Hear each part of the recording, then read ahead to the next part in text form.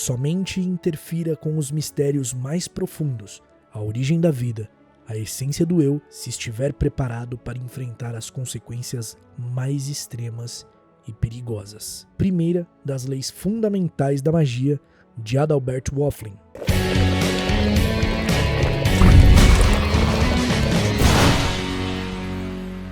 Quais são os mistérios mais profundos e quais as terríveis consequências para aqueles que interferem neles? Fala aí, bruxões, beleza? Tá chegando agora aqui no Caldeirão Furado? Então, deixa de ser trouxa, se inscreva, ativa as notificações para você ficar por dentro de tudo que rola por aqui. E não esquece que você pode se tornar um membro aqui do canal e assim ter acesso a benefícios exclusivos como selos que vão ao lado do seu nome e emojis para usar nos comentários dos vídeos ou chats das lives. Além disso, você também pode contribuir através do botão Valeu e o seu comentário ficar em destaque entre os demais. Esse episódio é o resultado de 3 perguntas muito interessantes que eu recebi no Caldeirão Furado. Uma delas foi: o que aconteceu com o Voldemort após a morte dele? O que aconteceria se um fantasma tentasse ultrapassar o véu da morte no Ministério da Magia? E o que era aquela espécie de limbo que o Dumbledore e o Harry conversaram em Relíquias da Morte? Eu respondi essas respectivas perguntas no próprio Papo Furado, mas elas me instigaram a criar um roteiro só para elas. Os bruxos estudam os grandes mistérios da vida no Departamento de Mistérios: o amor, a mente, o tempo, o espaço, a morte e a alma. De alguma forma, tudo isso está interligado. E, quando violados, podem causar consequências inimagináveis. Falsificar e imitar o amor pode ser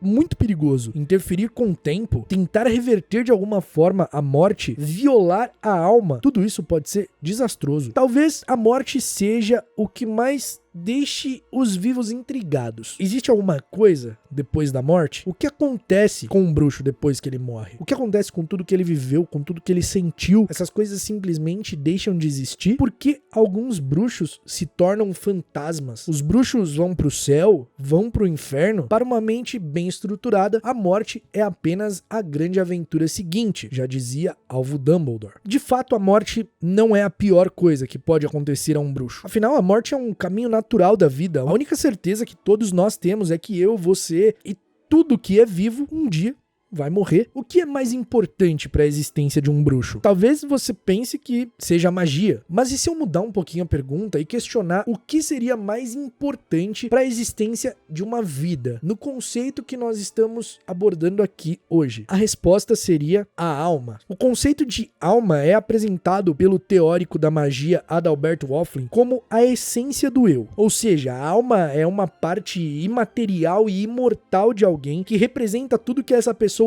é, sente, vive, tudo que ela será, tudo que ela viverá, tudo que ela pensa. A alma é a essência do ser. Já o corpo físico é um receptáculo, é uma casca e, por sua vez, mortal. E mesmo a alma sendo imortal, ela depende do corpo físico para estar no nosso plano, na dimensão dos vivos. Uma vez que o corpo físico seja destruído, ferido de maneira mortal, então a alma precisa seguir para o próximo estágio da sua existência. Um corpo é capaz de sobreviver sem uma alma, mas uma alma precisa de um corpo. E nós temos um exemplo muito claro disso. O que é que tem debaixo do capuz do Dementador? O professor baixou a garrafinha pensativo. Bem, as únicas pessoas que realmente sabem não estão em condições de nos responder. Veja, o Dementador tira o capuz somente para usar sua última arma, a pior, que é qual? O beijo do Dementador, disse Lupin com um sorriso enviesado. É o que eles dão àqueles que querem destruir completamente. Suponho que devam ter algum tipo de boca sob o capuz,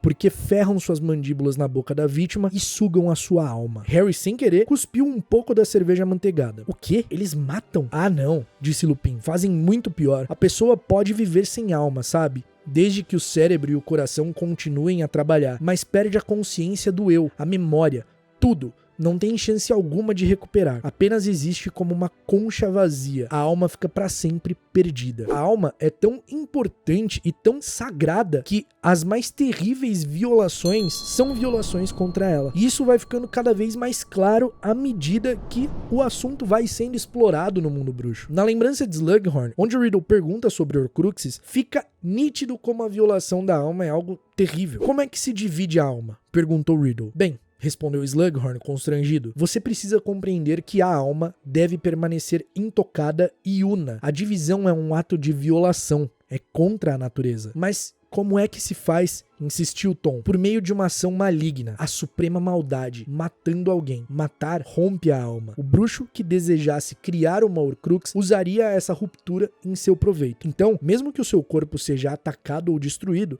a pessoa não poderá morrer, porque parte de sua alma continuará presa à terra, intacta. Mas, naturalmente, a existência sob tal forma, poucas pessoas iriam querer. Muito poucas. A morte seria preferível. Matar é um crime contra a natureza. Viola a lei natural. Alguém está fazendo o papel da natureza e adiantando o processo, interrompendo a vida de outro ser. Mas o mais curioso é que quem foi morto não tem sua alma violada. Muito pelo contrário. A Hermione dá um exemplo disso enquanto explica a Harry e Ron a diferença de um Horcrux para um ser humano. O Ron questiona o seguinte: mas se a gente destrói o objeto em que está guardada, por que o fragmento de alma não pode se mudar para outro lugar? E ela responde: porque uma Horcrux é o absoluto oposto de um ser humano. Vejam, se eu apanhasse uma espada neste minuto e transpassasse você, eu não danificaria sua alma. E o Ron ainda debocha, dizendo que com certeza seria um consolo para ele. E ela complementa dizendo que queria demonstrar que, seja o que for que acontecesse com o corpo, a sua alma continuaria ilesa. Mas com o Horcrux é o contrário, porque aquele pedaço de alma depende do fragmento para sobreviver. O corpo de um ser humano pode ser destruído, que a alma imortal não será afetada. Mas o artefato ou objeto que foi transformado em Horcrux, se destruído, destrói também o pedaço de alma. E esse é um detalhe muito importante. Também é por esse motivo que a maldição da morte é tida como algo completamente vil e cruel. Tão repugnante, já que ela faz a alma de alguém se desprender do corpo. A alma se desprende do corpo físico de forma irreversível. O corpo físico morre e a alma acaba tendo que seguir o seu próximo estágio. Muitas vezes, ao longo da história, mais de um bruxo tentou reverter a morte, tentou impedir a morte. Nicolau Flamel, por exemplo, criou a Pedra Filosofal e assim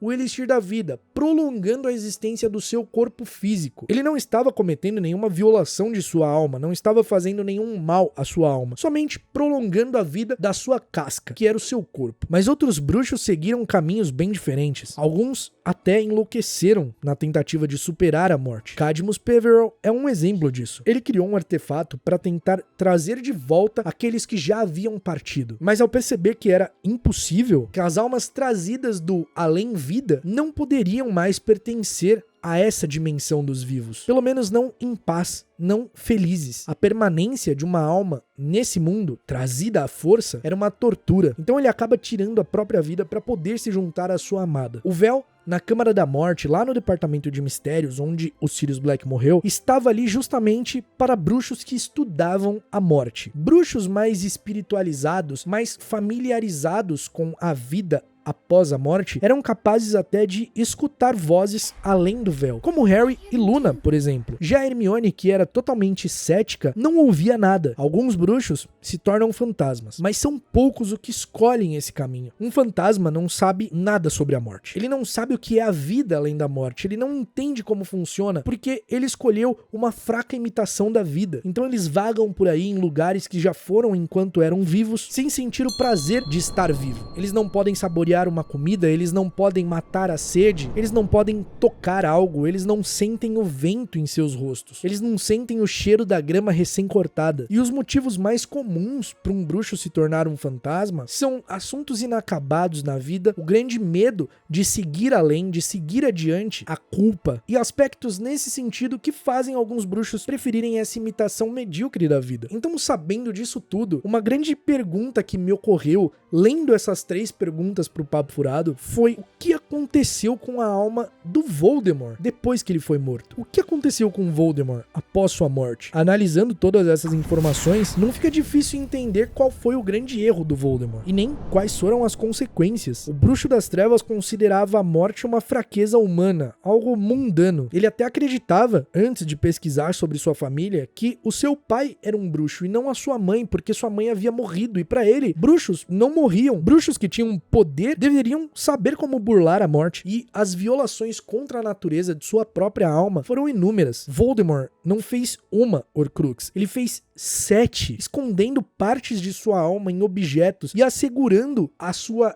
imortalidade, imaginando que ninguém descobriria o seu segredo. Mas a que preço ele fez isso? Ele realmente achou que ele nunca seria derrotado, que ele nunca morreria. E o fato dele desprezar as coisas que ele não julgava importante também foi um grande erro. Quando Voldemort tenta matar Harry Potter, o sacrifício de Lilian, uma magia antiga com base no amor, destrói o corpo do Bruxo das Trevas. Mas como ele não podia morrer, sua alma, ou o que ainda restava dela, foi arrancada, fazendo com que ele se tornasse menos do que um fantasma. Olha isso, menos do que um fantasma. Um fantasma já é uma imitação medíocre da vida. E um bruxo que é um fantasma tem a sua alma inteira, só que não seguiu adiante, não foi pro outro lado. Então o Voldemort, mesmo vivo, com o efeito das Horcruxes, foi transformado em menos do que um fantasma. Ele possuía outros seres para sobreviver, como ratos, cobras, nos seus anos exilados, até ele ser encontrado por Quirrell. E uma vez na mente e no coração de Quirrell, ele se fortalecia por meio do sangue de unicórnio, que também era outra violação vil e cruel, porque o unicórnio era um animal tão puro que quem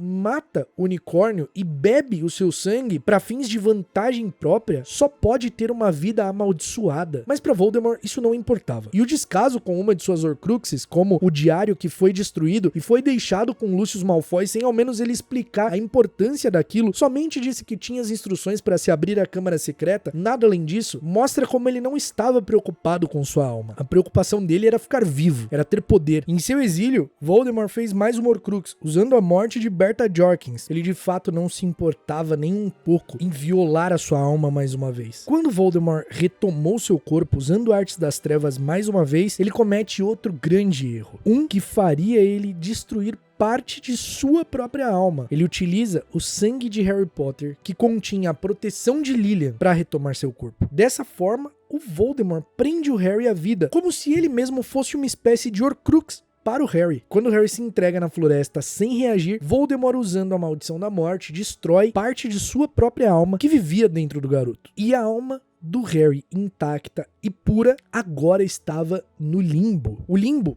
é representado em várias culturas de diversas formas diferentes, mas é basicamente um lugar esquecido entre a vida mortal e o além-vida. Quando Harry se encontra ali, ele percebe que não usa óculos, que está sem cicatriz, tudo indicando sua alma intacta, trazendo à luz o que Hermione explicou, que embora um corpo fosse destruído, a alma estaria intacta. E é muito interessante que o limbo é apresentado nesse aspecto como algo dentro da mente do próprio Harry. E não só o limbo, mas como também o inferno já foi representado como um estado mental em diversas interpretações.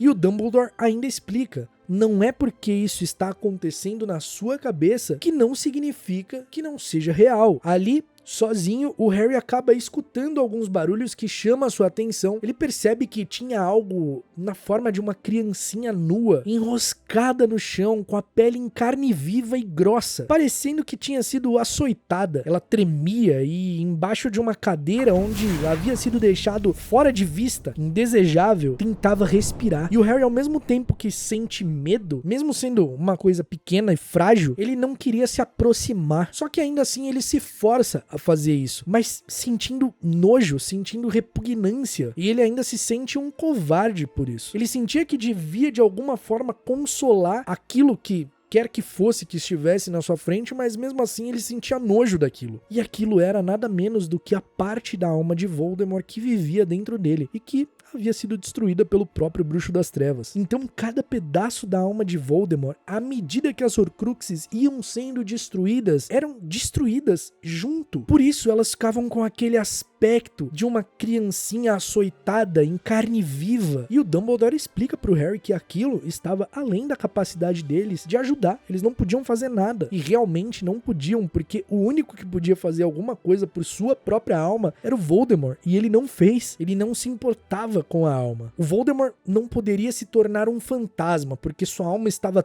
toda destruída e fragmentada. Ele também não podia seguir em frente como o Harry poderia, caso ele escolhesse, porque o próprio Dumbledore diz a ele que ele estava em King's Cross, que se ele quisesse pegar um trem e seguir adiante, ele poderia. Ou seja, naquele momento, ele poderia escolher se o seu corpo mortal iria morrer e ele seguiria em frente, ou se ele iria retornar. Isso devido ao grande poder do sacrifício de Lilian, já que nas veias do Voldemort vivo corria a proteção que mantinha o Harry vivo também. Então sua alma intocada estava naquele limbo que ele podia escolher voltar ou não. Então a alma de Voldemort que vivia com o Harry fica ali, abandonada, esquecida, colocada fora de vista como algo nojento e desprezível, mas ao mesmo tempo digno de pena. A sua existência é resumida a uma alma flagelada, açoitada, que parece lutar para sobreviver, se esforçando para respirar, mesmo que respirar fosse algo de um corpo físico, não da alma. Mas olha como é interessante, o fato do Voldemort ter estragado tanto e mutilado tanto a sua alma fez com que ela dependesse,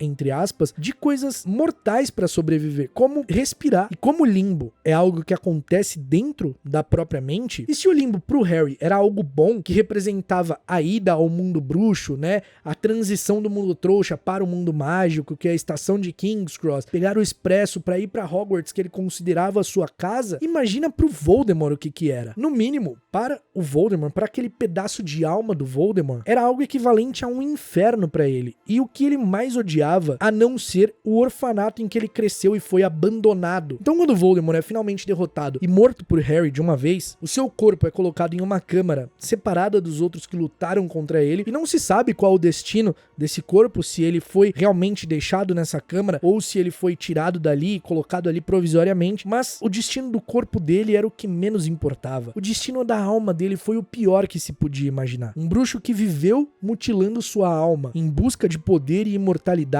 agora tinha a alma esquecida no limbo, sem ninguém poder ajudá-lo, provavelmente vivendo um ciclo torturante para ele. Então o que restou da alma de Voldemort provavelmente fica vivendo e revivendo os dias no orfanato onde ele foi abandonado e viveu a sua infância que ele detestava, aquele pedaço escondido, deixado de lado, flagelado, tentando sobreviver e dependendo da piedade de alguém que não podia ajudar, ninguém podia ajudar e ninguém podia fazer nada por ele. Todos os seus atos cruéis e terríveis cometidos para tentar ser o mais poderoso, imortal, custaram a ele sua alma, que é o bem mais precioso que um ser vivo pode ter. É a sua essência, a sua existência. Por isso, a citação do início desse episódio é tão importante. A primeira das leis da magia de Adalbert Waffling: somente interfira com os mistérios mais profundos, a origem da vida e a essência do eu, se estiver preparado para enfrentar as consequências mais extremas e perigosas. Eu acho que o destino da alma do Voldemort acabou não valendo a pena. Então é isso, meus bruxos, eu agradeço se você assistiu até aqui, muito obrigado pelo carinho, agradeço as perguntas da Mara Digory, do João Girundi e do Pitts. Essas 3 perguntas foram fundamentais para trazer a ideia desse roteiro aqui e trazer esse episódio. Muito obrigado. A gente se vê num próximo episódio do Caldeirão Furado e até lá, mal feito feito.